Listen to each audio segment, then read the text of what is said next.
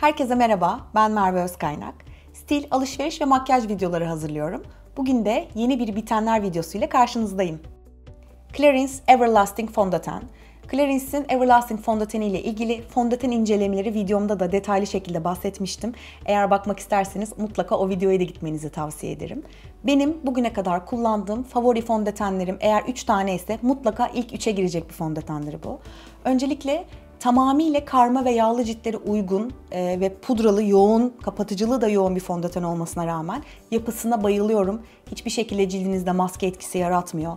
Son derece böyle kadife ama böyle çok mat bir bitiş de değil yani. Genelde mesela bazılarınız mat bitişleri sevmezler, sağlıksız duruyor diye. Bu fondötende kesinlikle öyle bir şey yok. Cildinizi kesinlikle sağlıksız bir matlığa büründürmüyor. Çok şık, incecik bir kadife görüntüsü veriyor. Kokusu da çok güzel. Son derece de yoğun bir ürün olduğu için çok az kullanmanız yeterli oluyor ve çok uzun süre gidiyor. Eğer sizin de böyle cildiniz karmaysa ya da yağlıysa ve böyle ince ama aynı zamanda da gün boyunca cildinizdeki yağlanmayı kontrol altına alacak bir fondöten arayışı içerisindeyseniz mutlaka Clarins'in Everlasting fondötenine de bir göz atmanızı tavsiye ederim. Bath Body Works Lemon Mint Leaf Mum. Bu mumu Bath Body Works'ün büyük indiriminden satın almıştım. Hatta 3 tane satın aldım bulduğum için. Çünkü kokusunu çok beğendim. Bence tam olarak nane ve limon kokuyor. Zaten isminden de anlaşılacağı gibi. İlkbahar ve yaz için çok uygun bir koku olduğunu düşünüyorum. Son derece taze, içinizi hiç baymayacak bir koku. Bath Body Works'ün mumları da 3 fitilli. Aynen şu şekilde gördüğünüz gibi. O kadar yoğunlar ki ben bazen üçünü hiç yakmama gerek kalmadan sadece tek fitilini bile yakarak istediğim koku performansını elde ediyorum. Bugüne kadar birçok ev kokusu, birçok ev mumu kullandım. Ama aralarında en çok sevdiğim Bath Body Works oldu. Çünkü dediğim gibi tek fitiliyle bile yaktığınız zaman evinizi çok güzel şekilde kokutuyor ve kokusu da kalıcı oluyor. O yüzden mutlaka her sezon Bath Body Works'ün yeni çıkan mumlarını takip etmeye devam ediyorum ve mutlaka da edeceğim. Colgate Optik Beyaz, Beyazlat ve Güçlendir. Bir tüpü bitirdim, ikincisini satın aldım. Hatırlarsanız Mart ayı favorileri videomda Optik Beyaz'ın Beyazlat ve Güçlendir çeşidiyle ilgili ilk deneyimlerimden bahsetmiştim.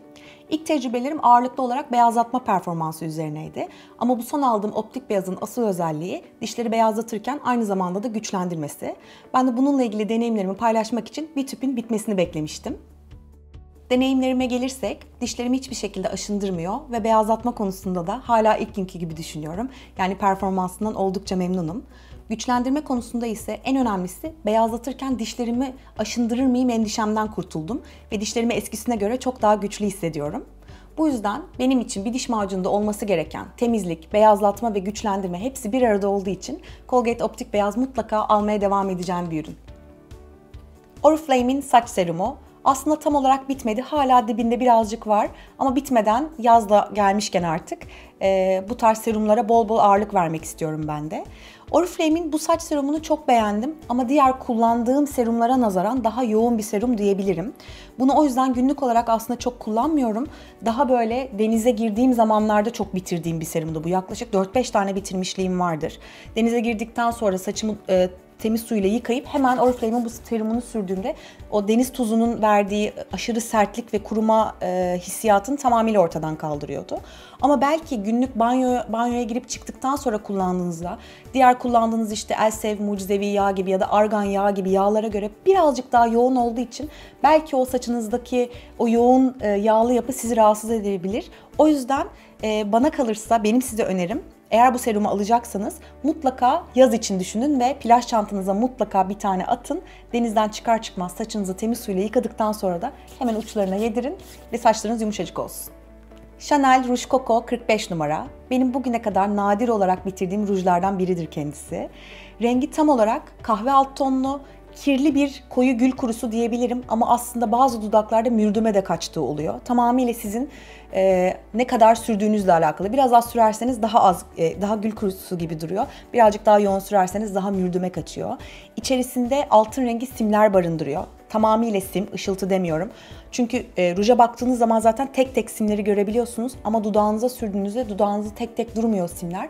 Böyle ışıltı gibi daha bütün şekilde duruyor.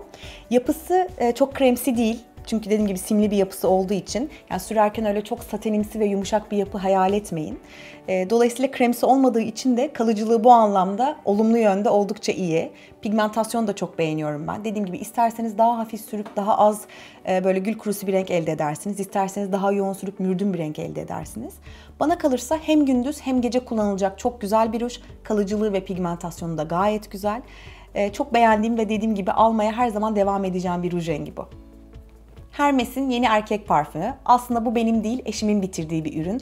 Ama ben de kişisel olarak o kadar çok sevdim ki bu parfümü mutlaka bitenler videoma da eklemek istedim. Ben de eşim de ağırlıklı olarak daha böyle taze ve hafif kokuları seviyoruz. Böyle çok yoğun, çok çiçek ya da çok baharat kokan kokuları sevmiyoruz. Bu da böyle kendince son derece taze, son derece içinizi baymayacak ve tam bu ilkbahar yaz mevsimine çokça uyacak bir parfüm. Eğer sizin de böyle eşinize, sevgilinize, nişanlınıza bir hediye alma, bir parfüm arayışı içerisindeyse de kendisi mutlaka Hermes'in bu yeni parfümü aklınızda olsun. Bir kokusuna bakın, ne demek istediğimi anlayacaksınız. Nuxe Body'nin Roll-On'u. Nuxe'ün birçok ürününü çok severek kullandım. Özellikle birçok yerde kullanılabilen kuru yağ benim favorimdir. Cilt bakım ürünlerini de çok severek kullanmıştım geçmişte. Fakat bu koltuk altı rolonu benim için çok büyük bir hayal kırıklığı oldu. Hiçbir şekilde kurumayan bir yapısı var. Ne yaparsanız yapın ürünü kurutamıyorsunuz. Yani koltuk altınıza böyle saç kurutma makinesi bile tutsanız kuruyacağını hiçbir şekilde zannetmiyorum. Ben her yolu denedim çünkü. O kadar yapışkan bir yapısı var ki koltuk altınızdan uzuyor, sürekli kıyafetlerinizde oraya buraya yapışıyor. Hiçbir şekilde severek kullanamadım. Aynı zamanda kokunun önüne geçme performansı da çok kötü. Hatta yapısı çok ıslak olduğu için sizi normal terlemenizden daha da fazla terletiyor. Ne yazık ki dediğim gibi Nuxe'ün benim için bugüne kadar kullandığım ilk ve tek hayal kırıklığı yaratan ürün oldu. Bir daha da hiçbir şekilde alacağımı zannetmiyorum. MAC Kinda Sexy. Sanıyorum ki artık benle özdeşleşen bir ruj oldu bu. Çok çok severek kullandığım bir ruj. Her renkle, her makyajla harika şekilde uyum sağlayan bir ruj. Ama duyduğum kadarıyla tabii farklı dudak renklerinde, farklı cilt tonlarında çok farklı şekilde durabiliyor. Bende daha çok böyle şeftali alt tonlu bir ruj olarak duruyor Kinda Sexy. Ben arada farklı dudak kalemleriyle karıştırıyorum. Mesela Boldly Bare çok yakışıyor Kinda Sexy'ye. Boldly Bare ile karıştırıyorum. Bazen Cherry ile karıştırıyorum. Çok farklı bir renk elde ediyorum. Hafif daha böyle parlak turuncuya kaçan bir renk elde ediyorum falan. Çok severek kullandığım bir ruj. Dediğim gibi yapısı, rengi bende daha çok turuncu alt tonlu duran şeftali tonunda bir ruj olarak duruyor ama daha mesela esmerlerde ve dudağı renkli olanlarda birazcık daha nude, daha böyle kahverengi ve ne derler böyle daha bej rengi gibi durabiliyormuş. Ben de dediğim gibi dudağım bembeyaz olduğu için bende şeftali şeklinde duruyor.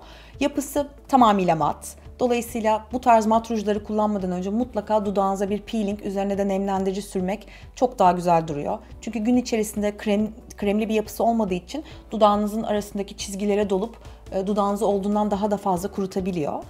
Ben dediğim gibi öncesinde mutlaka peelingimi yapıyorum, nemlendiricimi sürüyorum. Ondan sonra bu tarz mat rujları kullanırım. O zaman duruşu ve kalıcılığı çok daha güzel oluyor.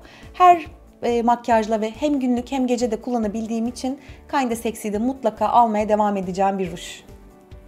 Nina Ricci Nina. Parfüm koleksiyonu videomda da Nina Ricci Nina'dan detaylı şekilde bahsetmiştim. İzlemek isteyenleriniz olursa linke tıklayarak o videoma da gidebilirler.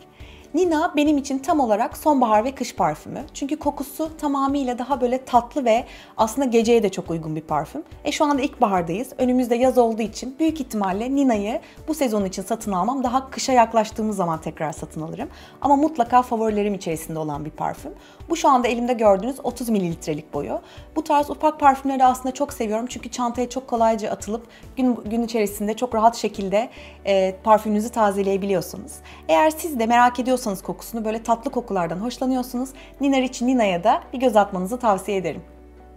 Palmers'ın kakao yağlı vücut kremi.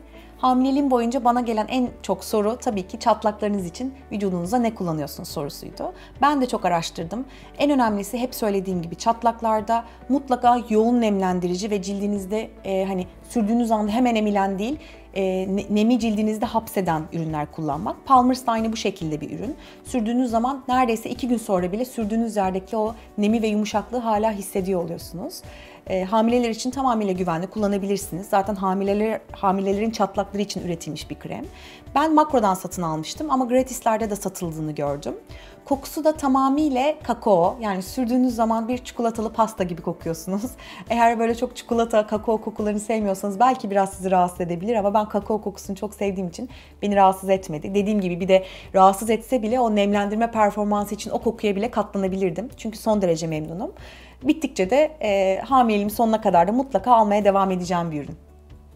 Wella'nın sprey saç yağı. Biliyorsunuz ben saç yağlarını çok seviyorum. Çok da severek kullanıyorum. Böyle sprey formunu da görünce açıkçası çok umutlandım. Dedim süper, hani hemen böyle yapacağıma banyodan çıktıktan sonra ya da saçım kuruyken böyle fıs fıs fıs sıkarım, saçlarımı yumuşatırım diye hayal ediyordum. Fakat bir yağ saçı yumuşatmak yerine nasıl sertleştirebilir? Gerçekten çok şaşırdım ve hiç memnun kalmadığım bir ürün oldu. Çok büyük umutlarla alıp hem kuru saçıma uyguladım hem ıslak saçıma uyguladım. Saçımı sanki yağ sıkmıyorum da saç sabitleyici sprey sıkıyorum gibi sertleştirdi ve kazık gibi yaptı. O yüzden çok zor bitirdim. Hakikaten neredeyse ben bunu normal saçlarımı yaptıktan sonra böyle ufak tefek elektriklenen saçlarımı kontrol altına almak için kullandım. Hani eğer denk gelirseniz benim tavsiye etmediğim, saçı yumuşatmayan ve vaadini gerçekleştirmeyen bir ürün oldu. Benim için birazcık hayal kırıklığı oldu. O yüzden bir daha satın almayacağım bir ürün. Bath Body Works köpük sabun. Bendeki çeşidi şu anda elimde olan Twilight Woods. Twilight Woods diğer kullandığım çeşitlerine göre daha çok baharatlı ve yoğun bir el sabunuydu. Bu sabunlar tamamıyla köpük formunda. İçerisi aslında böyle gayet su ve renkli bir su gibi görüyorsunuz ama sıktığınız zaman elinizde direkt köpük olarak geliyor. Çünkü şurada bir mekanizması var. Dolayısıyla ben de bu sabunlar bittiği zaman hiçbir şekilde ambalajlarını atmıyorum ve küçük bir hileyle yarıya kadar sabun doldurup yarıya kadar da su dolduruyorum. Biraz çalkalıyorum ve aynen köpük formda sabunlar elde ediyorum ve bu şekilde kullanmaya devam ediyorum. Siz de böyle eğer kullanıyorsanız mutlaka yorum olarak bırakın. Sadece ben mi böyle kullanıyorum diye çok merak ediyorum çünkü. Mutfakta da kullanabilirsiniz. Mutfak deterjanından biraz koyup üzerine su koyuyorum. Sıktığımda yine harika şekilde köpük bir sabun elde etmiş oluyorum. Her zaman böyle yapmıyorum tabii. Dediğim gibi yeni çeşitleri çıktığı zaman mutlaka deneyip kullanıyorum ama evimin birçok yerinde, banyomda, mutfağımda da ambalajlarını atmadan bu şekilde değerlendirmiş oluyorum. Jil Sander Sun. Bu parfümden de yine aynı şekilde parfüm koleksiyonu videomda detaylı olarak bahsettim. Merak edenleriniz tıklayarak o videomu da görebilirler. Benim için ilkbahar değil, hatta yaz denildiğinde aklıma ilk gelen parfüm Jil Sander Sun. Hatta çok fazla hak ettiğini, göremediğini düşündüğüm bir parfüm. Çünkü aradığım zaman bulamıyorum. Ne yazık ki çok zor bulunan bir parfüm. Ben de mümkün olduğunca böyle yurt dışına birileri gidiyorsa hep Free Shop'tan onlara sipariş veriyorum. Fiyatı da diğer parfümlere göre oldukça uygun bir parfüm. Dediğim gibi benim için yaz eşittir Jil Sander Sun. Zaten isminden de belli olduğu gibi Sun tamamıyla bir yaz parfümü. Çünkü tamamen güneş yağı kokan bir parfüm. Çok kalıcı. Kıyafetlerinize de sıksanız, cildinize de sıksanız, saçınıza da sıksanız sadece günde bir kere sıkmanız yeterli. Akşama kadar hiçbir şekilde tekrar tazelemenize gerek kalmayan bir parfüm.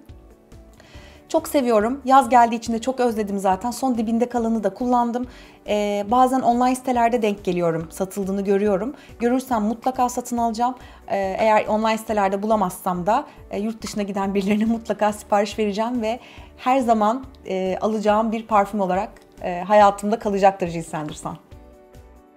Videomu beğendiyseniz lütfen beğenmeyi ve arkadaşlarınızla paylaşmayı unutmayın. Kanalıma yeni geldiyseniz stil, alışveriş ve makyaj videoları için lütfen abone olmayı unutmayın. İzlediğiniz için çok teşekkür ederim. Yeni videolarda görüşmek üzere. Hoşça kalın.